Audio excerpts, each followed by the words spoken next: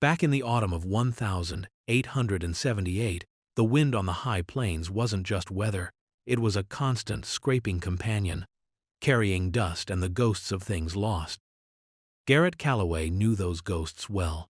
They rode the wind and settled in the quiet corners of his solitary ranch, perched like a hawk's nest on the edge of nowhere. His cabin, a sturdy structure of rough-hewn logs, stood against the vast sky, a single assertion of human will in a landscape that tolerated, rather than welcomed, settlement. He had built it years ago, with hands that remembered calluses and heart-sore effort, back when there had been laughter inside its walls, the scent of baking bread, and the small, quick footsteps of a life that was no more.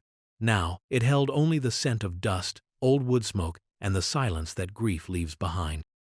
Garrett was a man etched by the sun and wind, his face a map of harsh seasons and harder losses. His eyes, the color of worn denim, held a distant look, as if always scanning a horizon that offered little comfort.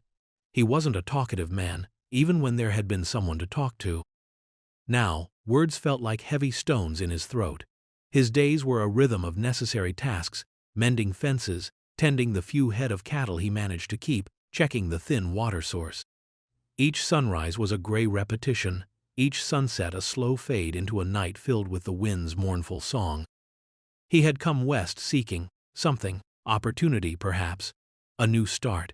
He found vastness, beauty, and cruelty in equal measure. The West took as easily as it gave. It had taken his wife, a fever that swept through like wildfire, and then, a year later, his young son, a fall from a horse. The losses had carved him out, leaving a hollow space where a future had been. He didn't see himself as broken, merely finished. He existed, he endured, but the spark, the hope that drew men westward, had been extinguished, leaving only a stubborn, ember-like will to simply keep drawing breath. He rarely went into town, a collection of raw wood buildings about a day's ride away, smelling of manure, cheap whiskey, and desperation.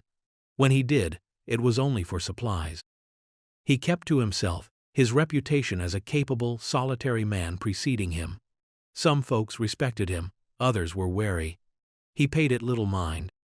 Their world felt distant, their concerns small compared to the enormous that filled his own. One crisp autumn day, the kind where the sky was a sharp, impossible blue, and the air tasted of pine and frost, necessity drove him toward the settlement. His flour sack was empty, his coffee tin scraped clean. He rode his mare, Sundown, the only creature whose presence didn't feel like an intrusion on his solitude. The ride was long, familiar. The land rolled under the endless sky, vast and empty save for the occasional scrub brush and the distant, indifferent mountains. He reached the settlement by late afternoon. It was noisier than usual, a knot of men gathered near the temporary corrals by the trading post.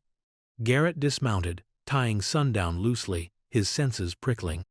There was a tension in the air, a predatory energy that he disliked. He saw the general store owner, a portly man named Mr. Brody, standing near a makeshift platform, talking loudly. Brody was a man who saw everything through the lens of profit. As Garrett approached, he heard the words, slick and ugly, sliding on the autumn air. Fine specimen she is. Young, strong, useful hands, and quiet mostly. Got her in a trade, fair and square. She ain't got no kin left to claim her. Looking for a reasonable offer. Could be a good hand, could be. Well, you can see for yourselves. Garrett pushed through the fringe of the crowd, his boot heels thudding on the packed earth. Then he saw her. She stood on the low platform, her hands bound loosely in front of her, a rope tied around her waist, held by a lean, greasy-haired man Garrett didn't recognize. She was a native woman, her clothes simple, buckskin and hide, worn but clean. Her hair was long, braided, the color of midnight. Her face, high cheekboned and framed by the dark hair, was a study in stillness. No fear, not exactly, but a deep, contained watchfulness. Her eyes, dark and intelligent, met Garrett's for a fleeting second. There was no plea in them, only a profound, weary dignity that struck him like a physical blow. She was being paraded like livestock, her worth measured in coin and potential servitude. The men around gawked, their faces slack with curiosity, some with something fouler. The air felt thick with their appraisal. Anger, a cold, hard thing he hadn't felt in years, stirred in Garrett's gut, It wasn't just the woman, though her quiet suffering was a sharp point. It was the sheer, casual inhumanity of it. The way Brody and the man holding the rope spoke of her, as if she were less than human. "What the hell is this, Brody?" Garrett's voice was low, rough, cutting through the noise. Brody turned, a forced smile on his face. "Ah, Garrett, didn't expect you, just a bit of commerce. Got this one from a fellow passing through. Says her people were scattered, no claim on her." He gestured dismissively at the woman. "Looking to see if anyone needs a hand, or a companion." He winked, and the wink felt like spit. Garrett ignored him, his eyes still on the woman. She hadn't flinched, hadn't reacted, but her gaze was fixed on him now, a flicker of something unreadable in the dark depths. "Selling a human being?" Garrett asked, his voice still low, but edged with steel. "Now, Garrett, let's be reasonable," Brody wheedled. "She ain't got nowhere to go. We're offering her a chance at a roof, food. Better than wandering out there alone." He gestured vaguely towards the vast, unforgiving plains. "Better than this," Garrett countered, his gaze sweeping over the leering faces of the men. The greasy-haired man holding the rope shifted uneasily. "Got a price, cowboy. Already had some offers." Garrett's jaw tightened. He looked at the woman again. She seemed to hold herself apart, her spirit refusing to be broken by the indignity. In that moment, the hollow space inside him, the one grief had carved, felt less empty and more sharp, filled with a sudden, urgent need to act. It wasn't pity. It was a recognition of something resilient and unbroken in her. Something that resonated with the stubborn refusal of the land itself to yield entirely to man. "What's your price?" Garrett asked, his eyes fixed on the greasy-haired man, ignoring Brody. The man named Cal grinned, revealing missing teeth. "Figured you might be interested, Calloway. Heard you keep to yourself, could maybe use some company." For her, $50. $50 was a fortune. It was more than Garrett had saved in a year of hard-scrabble work. It was everything. But looking at the woman, at the quiet fire in her eyes, the price felt absurdly small. $50, Garrett repeated, testing the weight of the sum and the weight of the proposition. He wasn't buying a slave, he told himself fiercely. He was doing something else, something that felt necessary and right in a world that felt increasingly wrong. "You hear that, boys?" Cal crowed. "Garrett Calloway's making an offer." "I'll take her," Garrett said, pulling the leather pouch from his belt. It wasn't $50, it was $43, all he had. He stepped forward, holding it out. "It's all I got, take it or leave it." Cal eyed the pouch, then Garrett. Garrett was a man built of muscle and bone, quiet, but with a reputation for handling himself. He wasn't one to argue with lightly. Brody looked annoyed, sensing a quick sale slipping away. "43? Cal scoffed, but his eyes were calculating. "That ain't 50. "It's $43 United States currency," Garrett said, his voice flat and final. "Take it now, or I walk away. And if you try to sell her to anyone else after that, you'll deal with me." The unspoken threat hung heavy in the air. Everyone knew Garrett Calloway wasn't a man who made idle threats. Cal hesitated for a long moment, looking at Garrett's hard face, then at the woman, then back at the pouch. $43 was cash, right now. No bidding war needed. He snatched the pouch. "All right, Calloway, she's yours." He untied the rope from the woman's waist and gave her a rough shove off the platform. She landed lightly, silently. Cal untied her hands. "Best of luck with her. Might be more trouble than she's worth." He chuckled, a nasty sound. Brody looked sour. The men dispersed slowly, muttering, disappointed the show was over, and the prize had gone to the quiet, unreadable cowboy. Garrett stepped forward, his gaze meeting the woman's again. Now that she was untied, she stood taller, though still radiating caution. He didn't know her name, didn't know her tongue. "Come on," he said, his voice gentler than it had been moments before, but still rough from disuse. "You're coming with me."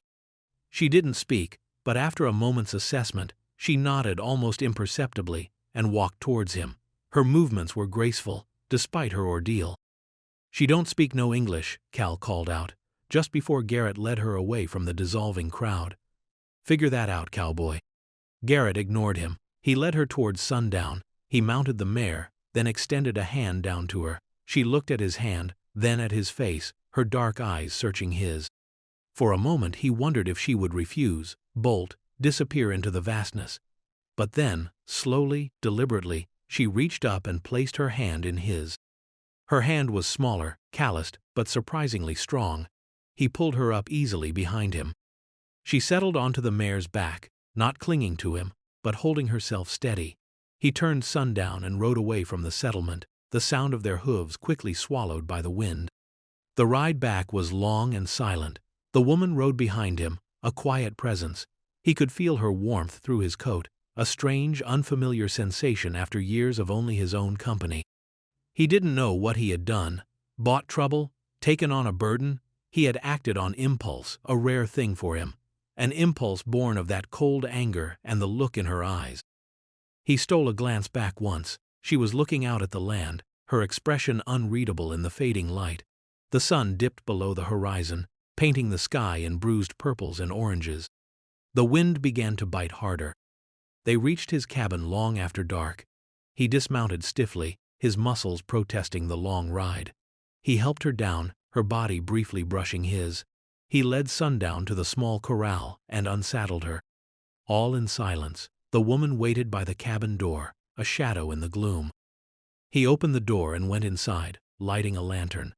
The small cabin sprang into flickering light. It was sparse, clean, filled with the quiet echo of emptiness. He motioned her inside. She stepped across the threshold hesitantly, her eyes scanning the room. He pointed to a stool by the rough-hewn table. "Sit," he said, knowing she wouldn't understand, but the gesture was clear enough. She sat, her movements still wary, but obedient. He went to the fireplace, where embers glowed under ash, and added wood. A small fire caught, chasing away some of the chill. He had coffee and beans, simple fare. He heated the beans, made the coffee, and poured 2 mugs. He placed a plate of beans and a mug of coffee in front of her. "Eat," he said, sitting opposite her. She looked at the food, then at him. Her expression was still guarded, but the sharp edge of fear seemed to have dulled slightly. Slowly, she picked up the spoon he provided and began to eat. She ate neatly, deliberately, not with the desperation of someone starved, but with the quiet efficiency of someone who knew the value of a meal. He ate his own meal, watching her subtly. She didn't steal glances at him. Her observation was more direct when she chose to look. He wondered what she saw. A rescuer? A new master? He didn't feel like either. He felt like a man who had just spent his last dollar on an impossible situation, driven by a feeling he couldn't name. When they finished, he cleared the plates. He had only one bed. He pointed to the small space near the fireplace, where a few blankets were folded. "You can sleep there," he said. "It's warmer by the fire." She followed his gesture, understanding. She went to the spot, knelt, and arranged the blankets. She lay down, facing the fire, her back to him. Garrett sat at the table for a long time after, the lantern casting long shadows. He listened to the wind outside and the quiet sounds of the cabin. He could hear her breathing, soft and even. She wasn't a ghost, she was real. He doused the lantern and went to his bed, lying in the darkness. The silence wasn't quite so complete now. There was another presence, another heartbeat in the cabin. He didn't know what tomorrow would bring, how they would communicate, how he would manage. He only knew he couldn't have left her there. The next morning she was up before him, sitting quietly by the fire, watching the flames. When he stirred, she looked at him, her expression calm. He pointed to himself. "Garrett," he said slowly. She watched his mouth, then pointed to herself. "Nahili," she said, the words soft, melodic, unfamiliar. Nahili, the first word exchanged, a name. It felt significant, a tiny step across the chasm between them. The days that followed were a strange dance of shared silence and unspoken understanding. They couldn't talk, not in words, but they learned the language of gesture, expression, and action. He showed her how to fetch water from the spring, how to feed Sundown. She watched him work, sometimes offering a hand, sometimes just observing the vast, empty landscape. She was observant, noticing things he missed, the subtle shift in the wind that foretold a change in weather, the tracks of animals, the ripeness of certain berries near the creek bed. She was also surprisingly strong, able to carry heavy buckets of water without complaint. He learned small things about her. She moved with a quiet grace, her feet seeming to leave no trace on the earth. She seemed to find solace in the outdoors, spending hours sitting near the cabin, watching the sky and the land, her face peaceful in a way he rarely saw indoors. She was meticulously clean, keeping her small space tidy. He, in turn, softened in ways he hadn't expected. The constant tension eased. He found himself making small considerations, ensuring the fire was warm before dawn, leaving extra water in the bucket for her, finding a softer blanket. He didn't do it consciously as acts of kindness, just as things that seemed right. One evening, a fierce storm blew in, rattling the cabin walls. Lightning split the sky, and thunder roared like a wounded beast. Garrett sat by the fire, sharpening a knife. Nahili sat opposite him, her eyes reflecting the flames. She didn't seem afraid of the storm, just watchful. Suddenly, a particularly violent crack of thunder shook the cabin. A loose shutter banged outside. Garrett flinched, a reflex he couldn't control, his mind flashing back to another storm, long ago, that had raged the night his wife died. Nahili's gaze fixed on him. She saw something in his face, something he tried to hide. Without a word, she rose, crossed the small space, and laid a hand gently on his arm. Her touch was light, warm, utterly unexpected. He looked at her, startled. Her dark eyes were full of a quiet understanding, a shared knowledge of pain that transcended language. She didn't ask, didn't pry. She simply offered a silent comfort, a recognition of the storm within him. He didn't pull away. He sat still, letting her hand rest on his arm. The storm outside raged, but in the small cabin, a different kind of quiet settled. After a long moment, she removed her hand and returned to her place, as silently as she had come. But the connection, fragile as spun glass, had been made. Over the next few weeks, their nonverbal communication deepened.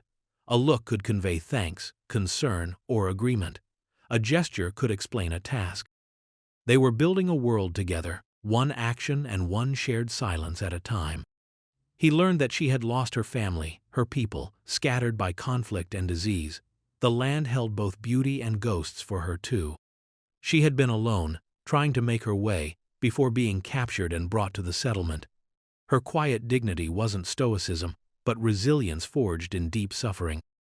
He, in turn, found himself opening up in small ways, not with words, but with allowing her to see him.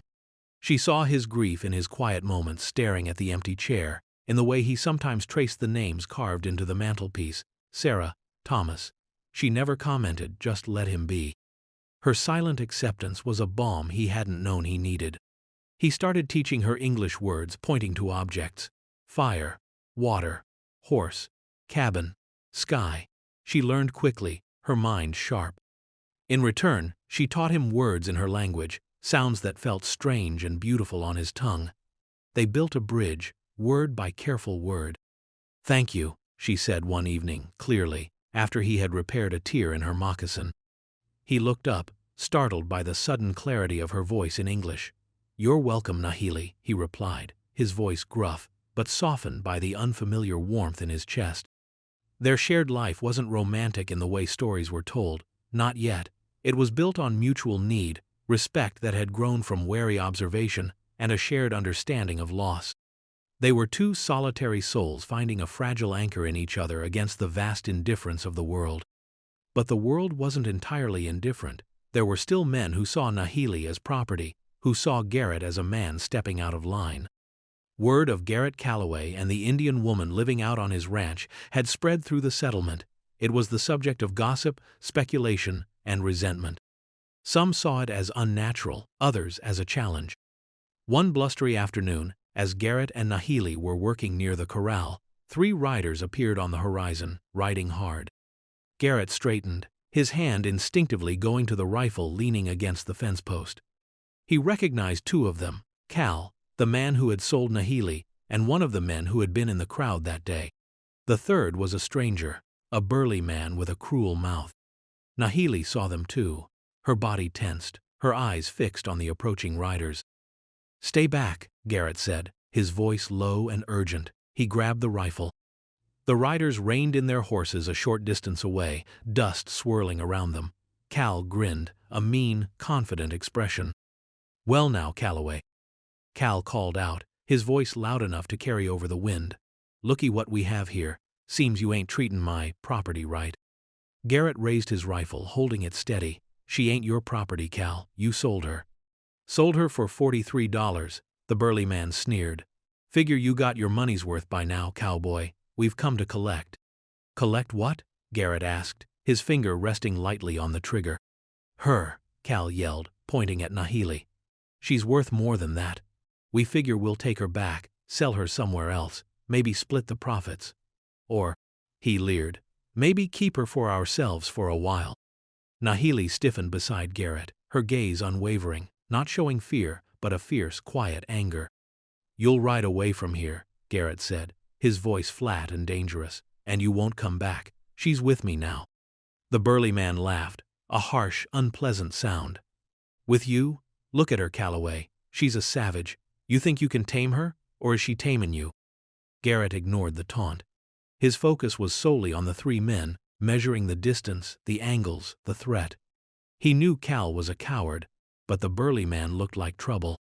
"We ain't askin'," Cal said, his bravado fueled by having his companions with him. "We're taking her. Step aside, Calloway, or get hurt." "I won't step aside," Garrett stated. "Fool," the burly man muttered, and spurred his horse forward slightly. Just as he did, Nahili stepped forward, placing herself slightly in front of Garrett, facing the men. She said something in her language, her voice clear and strong, a stream of words they couldn't understand, but which carried immense force and contempt. The men faltered, surprised by her defiance. They had expected a cowering woman.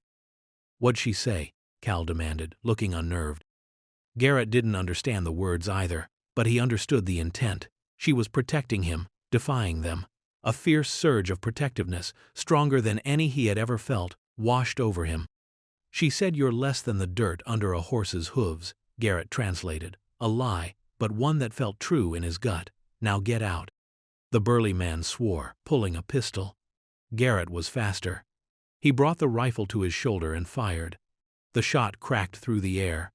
The burly man cried out as the bullet struck his shoulder. His pistol clattered to the ground. He clutched his arm, his face twisted in pain and shock.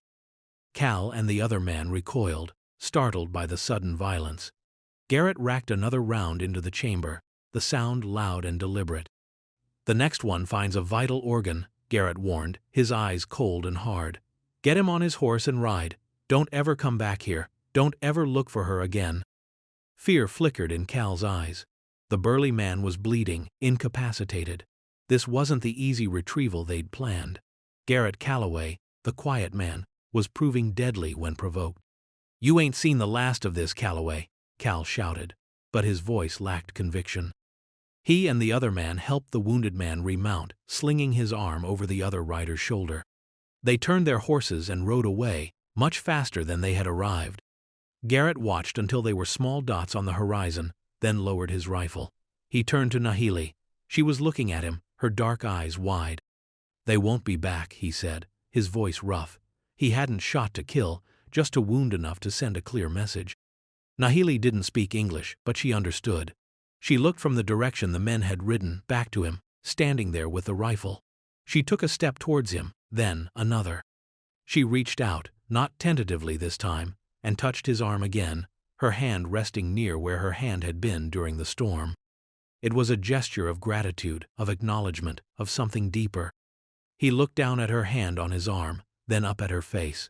The barrier between them, built of different worlds, different languages, different traumas, seemed to thin, almost to disappear. "Are you all right?" he asked, the simple question feeling inadequate for the danger just past. She nodded slowly, her eyes searching his. Then, in her quiet, melodic voice, she said something in her language, a longer phrase this time, her gaze steady on his. He didn't understand the words, but he felt their weight, their meaning. It sounded like acceptance, like recognition. He nodded back, a small, awkward gesture. "Yeah, me too." They stood there for a moment, the wind whipping around them, the vast land stretching out, silent witness to the confrontation. The air, moments before thick with tension and threat, now felt charged with something new, something fragile, and full of possibility. The attack, though repelled, changed things. It solidified their alliance, transforming it from a forced coexistence into a partnership forged in shared danger. They were no longer just two solitary people sharing a cabin. They were two people who had defended each other, who had chosen to stand together against the outside world. Their communication became easier, a mix of broken English, her language, and the fluent language of shared glances and actions. She learned more words every day, her curiosity, a quiet flame. He found himself talking more too, explaining tasks, pointing out features of the land, sharing simple observations about the weather or sundown. He even found himself hesitant at first, telling her small things about his past, about Sarah and Thomas, not dwelling on the pain, but simply stating the facts of the lives that had been. She listened with quiet intensity, offering no platitudes, just her presence, her understanding eyes. He learned more about her people, their customs, their deep connection to the land. He saw the world differently through her eyes, noticing the intricate patterns in the bark of a tree, the specific calls of different birds, the healing properties of plants he had only ever seen as weeds. Their days fell into a new rhythm, one that felt less like enduring and more like living. They worked side by side, repairing the corral fence that had taken a bullet, gathering firewood for the coming winter. There were still long silences, but they were comfortable silences now, filled with companionship rather than emptiness. He noticed the small ways she cared for him. The way she would add wood to the fire when he was engrossed in a task, the simple, nourishing meals she prepared with the limited supplies, her quiet presence nearby when he was working outdoors. He reciprocated, ensuring she had warm clothes, surprising her with a small, smooth stone he found by the creek that she seemed to admire, standing protectively close whenever they had to venture towards the settlement. The townsfolk gave them a wide berth after the incident with Cal and his men. Garrett's willingness to use his rifle had earned him a new level of respect, or perhaps just fear. The gossip didn't stop, he knew, but it stayed behind cupped hands and closed doors. Out on the ranch, they were blessedly free of judgment. Winter descended on the plains, fierce and beautiful. Snow blanketed the land, muffling the sound of the wind, creating a world of white and silence. They were confined to the cabin for days at a time. The small space, which had once felt like a prison of solitude for Garrett, now felt like a haven. They sat by the fire, talking in low tones or simply existing in comfortable quiet. Nahili told him stories of her people, tales of creation, of heroes, of the spirits that lived in the land. She spoke in a mix of her language and the English words she knew, using gestures and expressions to fill in the gaps. He found himself captivated, drawn into a world utterly different from his own, yet one that spoke of universal human experiences, love, loss, courage, connection to something larger than oneself. He, in turn, shared stories of his life before the West, stories of the farms back east, of his family, of Sarah's laughter, and Thomas's eager questions. He spoke of the hopes he had carried west, and how they had been shattered. Sharing the pain aloud, with someone who listened without judgment, felt like lancing an old wound, allowing it to finally begin to heal. One evening, the snow piled high against the cabin, the wind howling outside. They were sitting by the fire. He had been showing her how to mend a saddle strap. Their hands were close, his large and rough, hers smaller and nimble. She looked up at him, her dark eyes soft in the firelight. "Garrett," she said softly. "Yeah, Nahili, you were lonely." It wasn't a question, but a simple, profound observation. He looked at her, at the quiet empathy in her face. "Yeah," he admitted, his voice barely a whisper. "Real lonely." "Me too," she said, her hand reaching out to touch his, resting there gently. He didn't pull away. He turned his hand over, his calloused fingers closing around hers. Her hand was warm, solid, real. In that simple touch, more was communicated than in all the words they had exchanged. The shared loneliness, the shared resilience, the fragile hope that had begun to bloom in the harsh soil of their lives. He looked at her face, seeing not a prize, not a burden, not an outcast, but simply Nahili, a woman of courage, grace, and quiet strength. A woman who had walked into his empty life and, without trying, had begun to fill it. He leaned closer, drawn by an undeniable pull. She didn't pull away. Their lips met, tentative at first, then deepening, a kiss born of shared solitude, unexpected protection, and the slow, steady growth of connection. It wasn't a Hollywood kiss, not fiery passion born from nothing, but something quieter, more profound, the touching of two wounded souls finding solace and hope in each other. The winter passed, bringing spring. The land came alive, green pushing through the thawed earth, flowers blooming in unexpected bursts of color. Garrett and Nahili's life together blossomed too. Their bond deepened into something undeniable, a quiet, abiding love built on mutual respect and understanding. They faced challenges, the hard work of the ranch, the lingering prejudice of the outside world, the ghosts of their pasts that sometimes stirred in the quiet hours, but they faced them together. They were no longer defined by their losses or by the labels the world tried to put on them. Garrett wasn't just a lonely cowboy, and Nahili wasn't just a prize or a savage. They were Garrett and Nahili, building a life, a home, together, against the vast, beautiful, challenging backdrop of the West. Their home wasn't just the cabin anymore, it was the space they created together, a space filled with quiet companionship, shared tasks, and the soft murmur of two languages intertwining. It was a testament to resilience, to the possibility of connection in the face of isolation, and to the truth that sometimes the most precious things are found in the most unexpected places. If only you have the courage to see past prejudice and reach out a hand. Garrett Calloway, the man who thought he was finished, had found a new beginning, not in taming the wilderness, but in opening his heart. And Nahili, the woman treated as a prize, had found not a master, but a partner, a protector, and a love that saw her true worth.